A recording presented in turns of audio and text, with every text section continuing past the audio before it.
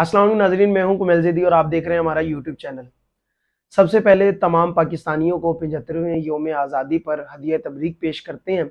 यौम आज़ादी का मतलब ये होता है कि हमारे आबाओ अजदाद ने जिस बुनियादों पर पाकिस्तान को आज़ाद करवाया या हमारी रियासत जिन बुनियादों पर वजूद में आई, उन बुनियादों को याद रखना और उन असूलों को अपना कर मुस्तकबिल में भी अपने मुस्तकबिल को रोशन बनाने के लिए काविशें करते रहना है। यौम आज़ादी का मतलब ये है कि अपने मुस्तकबिल को इतना रोशन बनाएं कि आपके आबाओ अजदाद ने जो ख्वाब देखा था उसे पूरा कर सकें।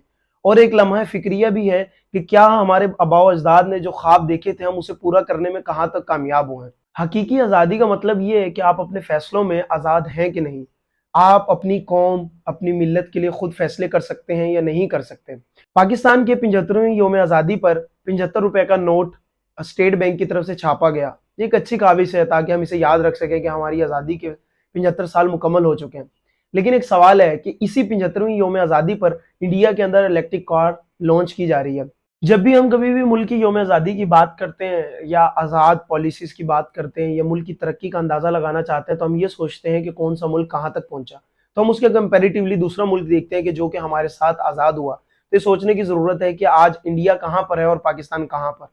ये मुराद नहीं है कि इंडिया पाकिस्तान से बहुत आगे निकल चुका है, लेकिन बहुत सी चीज़ों में वो हमसे ज़्यादा तरक्की कर चुके हैं और हमें भी उन फील्ड्स पर तवज्जो देने की अशद ज़रूरत है। उसके बाद चंद खबरें शामिल करते हैं कि मोरूसी सियासत। पाकिस्तान के अंदर जब तक हम सियासतदानों के पीछे लगे रहेंगे और मोरूसी सियासत यानी कोई बाप अगर था एमएनए तो उसका बेटा एमएनए बनेगा, आगे उसकी बेटी एमएनए बनेगी, जब तक हम इस सियासत के पीछे पड़े रहेंगे तब तक पाकिस्तान क्या तरक्की कर सकता है। अगर तरक्की कर सकता होता तो जब उनके बाप दादा एमएनए एमपीए थे तो इलाका तरक्की कर जाता। जैसे कि अभी खबर आई कि शाह महमूद कुरैशी ने जो जैन कुरैशी ने भी कौमी असम्बली की सीट छोड़ी है, उस सीट पर अपनी बेटी को दोबारा इलेक्शन लड़वाने का कहा। इसी तरह पीपल पार्टी की तरफ से यूसुफ रजा गिलानी के बेटे मूसा गिलानी इलेक्शन लड़ते हैं। तो कब तक मोरूसी सियासत होती रहेगी। खान साहब जो नारा लगाते हैं कि मैं यूथ को ऊपर लेकर आऊंगा और नौजवानों की क़यादत में मुल्क आगे बढ़ेगा, तो उनसे सवाल है कि क्या आप उन्हीं सियासतदानों के बच्चों को आगे लाने की बात कर रहे थे या इस कौम की आम यूथ को आगे लाने की बात कर रहे हैं।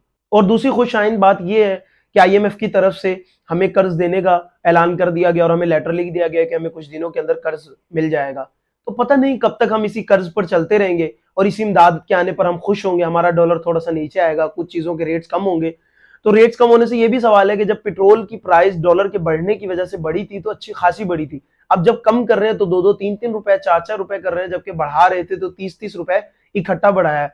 तो मुफ्ती इस्माइल साहब से सवाल है कि आप पहले कह रहे थे कि भाई अगर हमारी हुकूमत आती है तो हम 140 रुपए तक भी पेट्रोल नहीं रखेंगे क्योंकि एक गरीब आदमी ये पेट्रोल अफोर्ड नहीं कर सकता। तो उनसे सवाल है क्या अब ये गरीब आदमी 227 रुपए पेट्रोल अफोर्ड कर सकता है।